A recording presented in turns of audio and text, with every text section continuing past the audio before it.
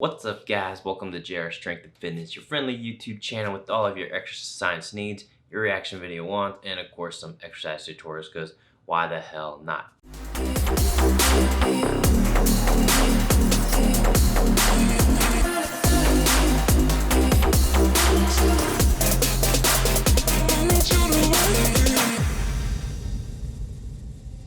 You can say hello, but I don't need you to like.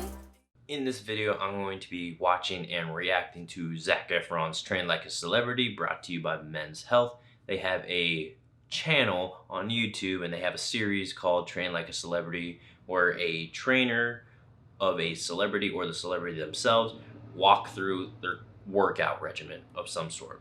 So I tend to give these people the benefit of the doubt and believe that these are actually their workouts and not some random workout made for camera. This will be the first in an installment of a bunch of different reaction videos that will be focused primarily on training methods and workouts, etc. So we'll start with the Men's Health Train Like a Celebrity, and we'll branch off to a bunch of different other ones. And if there are any suggestions, I'm all ears, because I have a couple ideas, but you know, whatever you want to see will be totally down with me. So again, these videos are just for commentary and reaction and kind of just giving you a perspective. They're not necessarily meant to criticize the trainer or the celebrity or whoever we are reacting to, mostly just to extract whatever sort of valuable content we can possibly extract. And also, full disclaimer, while I am an exercise professional, please do not do anything that I say or do without consulting a physician and obviously seeing a professional that you will gladly write a check to. Before we get into the video, please like and subscribe, and of course tell your friends about me, and then we'll grow and obviously get better and do great things, hopefully in the near to not so distant future. Let's get it.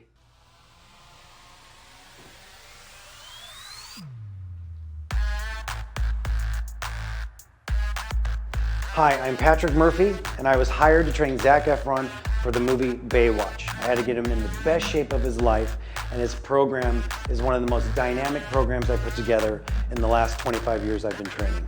When I had to get Zac in the best shape of his life, I decided to introduce the supersetting workouts. And what that entailed was 2 exercises followed back to back without rest. This created an elevated heart rate, which maxed calorie burning. This created muscle efficiency, high muscular endurance, and I created an unstoppable machine. Zac Efron was in the best shape I've ever seen anybody in the last 20 years of training. Okay, so at the start, they gave us a little bit of a hint. I recognize the trainer's name, not sure from where, but I definitely have heard of this guy before. Okay, so he mentioned supersetting. He mentioned that they're trying to max calorie burn, muscle efficiency, muscular endurance, etc. So that kind of gives me an idea of what phase of training they are in, because believe me, if you remember Zac Efron back in those High School Musical days, or 17 again, ooh, that's a top-notch movie right there, very underappreciated. But Zac Efron was a pretty scrawny guy, and all of a sudden he just blew up like a freaking action figure. And I want to say it was around that Dirty Grandpa, because this is obviously before Baywatch, which was a few years ago in 2016. But the supersetting would be a good point after there was a period of time of increased strength and increased lean muscle mass, where he went through a series of very heavy compound lifting in order to build up that base that we see on TV. So it makes a little sense that you add supersetting at least after that in order to maximize that caloric expenditure and that muscle efficiency, especially if you have to do a bunch of scenes where you're active and all the other stuff. So again, I don't know what goal, but we kind of get an idea from there. Okay guys, let's start with a dynamic warm-up. I'm gonna wake up Albert's body with dynamic stretching, get some blood in his shoulder. Are you ready? Let's do it. External rotations. Focus on the rotator cuff, keep the shoulder down, keep the abs in. There you go. Excellent. Very important to put blood in the shoulder to start a workout. Leg swings, 15 each side, and curl the leg and super straight. Reach, reach. Active stretching, just wake up the muscle for performance.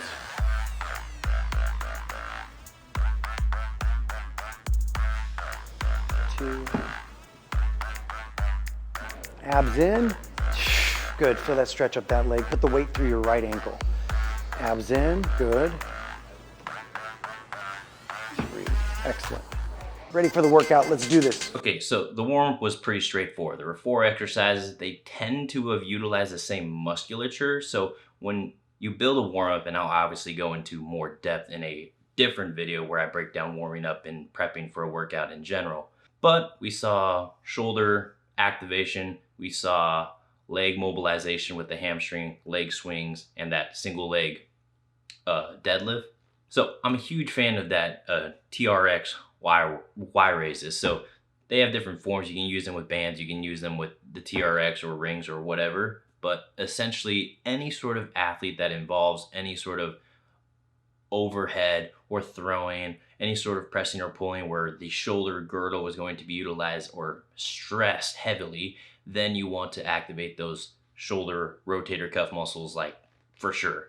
So the external rotation was a very simple exercise you can do. And then, yeah, you want like relatively high reps. Are you going to like get it active after only like 5-10 reps? Like, probably not. It's going to take a little bit more. So those tend to yield higher rep ranges. And as far as the active stretching, like, yes, dynamic stretching, active stretching, even ballistic stretching, if you know how to do it, will tend to yield better warm-up results and performance than the traditional static stretching that people tend to do. So I'm glad to not see that. All right, guys, let's get into supersetting. 2 exercises repeated back to back without any rest. We're doing 3 rounds with all of these exercises, 3 rounds, 15 to 20 reps. Here we go.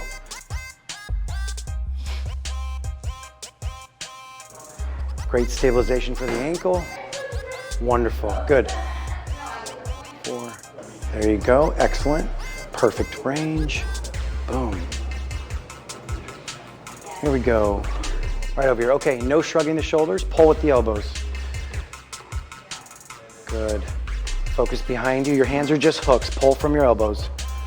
Wonderful, that was superset number 1. All right, superset number 1. Technically it had 3, so that's a tri-set. So you can have superset where you have 2 exercises, you can have a tri-set where you have 3 exercises, and even quad sets, which is, well, I'm a huge fan of quad sets where I have 4 exercises and I go through that whole circuit or sequence. What was interesting to me is that we saw isolation exercises at the beginning with the lateral and front raises. Typically you would see these towards the end of a workout, or at least the way I program them. So I'm curious to see if there's any sort of heavy overhead or pressing movements that might be compromised if you do these at the beginning. If they're utilized as a, I guess, glorified warm-up, then sure, you can make that argument, but I typically would have put that towards the end. I can explain that in a little bit. Love TRX rows. I think they're very, very underutilized. Inverted rows, etc. A lot of people just go to the heavy seated row or the dumbbell rows, which are like great and all, but you know, actually having a suspended body puts a little bit of more kinesthetic awareness. And the cue he had for pulling with the elbows is something I have to focus on a lot with my clientele because they pull with their arm. So you can imagine I'm pulling something. If I'm going to pull with my arm, I'm going to get a little bit more bicep and arm action, which is not like wrong or anything, like especially if you're trying to get that bicep pump, but actively engaging the lat revolves a little bit more with pulling at the elbow where I'm pulling it back and down. Let's see how the rest of the supersets go. Let's do superset number 2. Abs in, drive through your ankles. Go to sit down. Excellent, good. Posture's perfect. Excellent. There we go, box jump. Controlled landing, soft landing. Use your arm, straight line. Oof. Boom, step down. Good, beautiful, perfect. Straight up. Good. Nice. All right, superset number 2 had 2 exercises. Technically, it looked like a contrast training with you have a compound resistance training oriented movement such as the kettlebell squat that they did, and then it couples with a explosive plyometric movement that mimics the same movement pattern. So the box jump obviously mimics the same lower body musculature as the squat. So contrast training typically is involving more performance-oriented aspects of training where you're trying to potentiate the body, the nervous system from a compound oriented movement where you're stimulating the nervous system and you get a little bit more potentiation from these box jumps. What was interesting is that the box jumps were 15 to 20 reps. So that gives to me that kind of idea that it's not necessarily for performance oriented training. It is more metabolically demanding training. So 15 to 20 reps of box jumps is cardio. That's cardio. It's going to be metabolically challenging, muscle endurance, etc. If you are trying to increase vertical jumping, for example, so it's a performance oriented goal, then the reps are going to be a little bit more lower, perhaps maybe 3, 5 reps, etc., in order to focus on quality rather than quantity. So obviously we have an idea how these workouts are. Nice. No elevated shoulders, right? Abs in. Shoulder blades come together every time. And pop. Excellent. 2, 3, 4, and.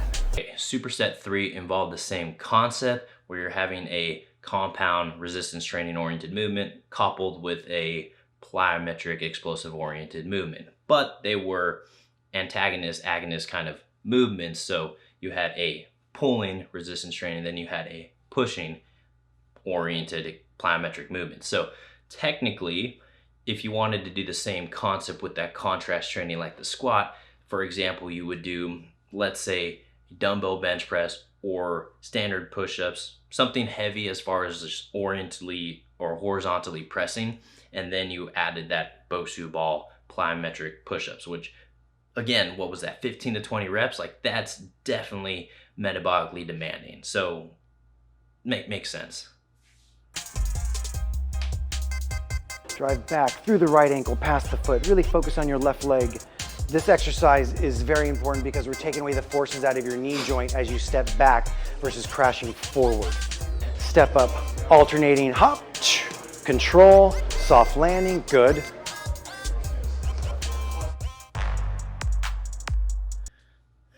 Okay, superset 4, they're kind of on the same theme when we're talking about supersets. They're trying to either contrast, they're compounding in a way. So the movement mimic the same movement as the first exercise. So a lunge, and what he said as far as like utilizing a reverse lunge in order to take excess stress off the knee. Yes, if you step back into a lunge, in order to step back, you have to utilize a little bit more hip, a little bit more glute, rather than stepping forward and pushing off from that forward leg, which you're going to stress the knee out. So if you do have knee problems or tendency to have knee pain when you lunge, then reverse lunges will definitely be a way better option. Chest presses from the floor are so great for your shoulder joint. It stabilizes your whole body when we press from the ground. This is the best way to develop your chest, a floor press with dumbbells. Zero compression on your spine when you create an imaginary chair. Excellent row. And get away from close grip rowing. This is a perfect position. Good, pull from the elbow. All right, I like superset 5. That's a traditional superset where you have a horizontally pressing movement coupled with a horizontally pulling movement. And I love floor presses. I think they are way underutilized, especially for people who assume that bench pressing is far superior, mostly because they believe on a floor press you're not going to have a full range where you get stuck here with triceps hit the ground. But what people don't realize is that when you go through the full range of motion, sometimes you are putting your shoulder in a compromised position. So for new beginner lifters, learning how to press efficiently and knowing where your shoulder is supposed to be in space in relationship to the bench or the ground, floor press is a good exercise to kind of introduce that pressing. And especially if you want to learn how to stack your elbow and your wrist, because a lot of times people press with this kind of angled out or sometimes with the elbow kind of flared out. But on a floor press, I get to actually see and feel that stacked position, and then it can lead to the bench press if that's something you want to do. But I believe floor presses are underappreciated, and then the row was pretty standard. The abs do one operation, the spinal flex. So we taxed his abs with a lot of spinal flexion using different forms of resistance and drive through. Good, hip extensions, opposite of the seated position. Good, strengthens everything behind you, your lower back, your hammies, get the height. Good. All right, that was the workout. Okay, so that last superset was just accessory. Those are the kind of, play with exercise, isolation exercise you can do. So single leg hip thrust, the abs, those kind of things you can tail towards the end of it. So there's a difference though between abs and core. So at the beginning of a workout, I'm typically going to do exercises that activate and stabilize my core. So these are things like planks, these are things like dead bugs, side planks, etc. Even glute bridges in order to get that activation in the glutes.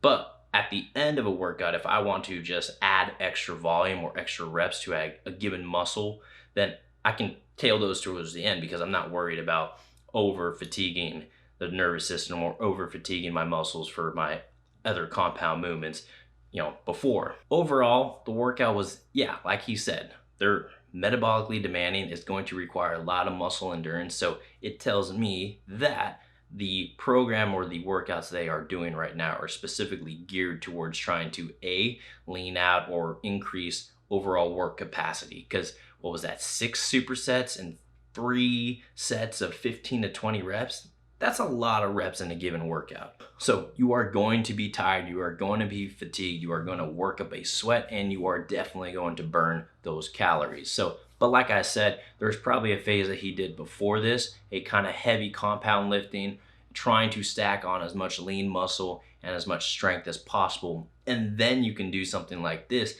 after. You can technically do both at the same time, but in my estimation, they had those phases where they blocked a certain period of time where they are going to get as strong as possible, stack as much lean muscle as possible, and then now lean out and try to maintain it. So the supersetting does work out very, very well. Sometimes it gets overutilized as far as like every single time you do something, but when it comes to supersetting, the most ideal way to do it is going to be, for example, let's just like use the antagonist and agonist muscles. So you have a push-pull or pushing and then pulling. You can couple those two together. You can do upper lower body. If you compound it, which I'm going to essentially do like a pushing exercises followed by another pressing exercise, those tend to work out pretty well, especially if you want to utilize as a little bit more muscular endurance, like specific localized muscle endurance. But overall metabolic efficiency and work capacity, supersets work phenomenal. And again, you can do it 3 sets, you can do it quads. So the quad set is where I do 4 exercises and 3 to 4 rounds of that, or whatever you want to do with minimal rest. But again, progressive overload is the way to go. So as long as you are increasing the amount of weight you're doing, the reps, the sets, even decreasing the amount of rest you have in between each set is going to be progressive overloading. So let's say you do this workout day 1 and you have to rest about 90 seconds after the first set of the 2 exercises, and then you get to a point where you're doing the same weight and the same reps, but you feel like you've recovered a lot quicker, and now you only need 60 seconds. And now let's say you get to a point where it's the same reps, same weight, but you don't need any rest. You just blast through 3 sets of the 2. That is metabolic efficiency and that is muscular endurance. So that seems to be the primary goal. I would say this workout would give you some nice benefits as far as like overall fitness and exercise go. So again, this is just commentary. I have my style of training. I don't know who the trainer is. I'm sure they have their own style of training, but overall, I think it would be a pretty solid workout, and it would definitely be taxing on the muscles and on the nervous system and metabolic demanding, which seems to be their goal. But again, you do what you want to do, and again, this is just for entertainment and educational purposes only, so do not take anything that I say or do and go out into the world and just do them. I would say take them with a grain of salt, but these are aspects you can think about as far as how to implement them in your kind of line of training. So for the most part, it was pretty good. I liked it. And Zac Efron, obviously, you can tell he's worked hard for it. So congrats to my man, Zac. So shout out. All right, so that was the first installment of these reaction videos, and then hopefully I'm going to keep these rolling. We'll kind of run through that entire Train Like a Celebrity list and then expand through there. They come out with them pretty regularly, so these will come out pretty regularly as well. But if there's any specific ones, please let me know. Again, subscribe, like, tell your friends about me.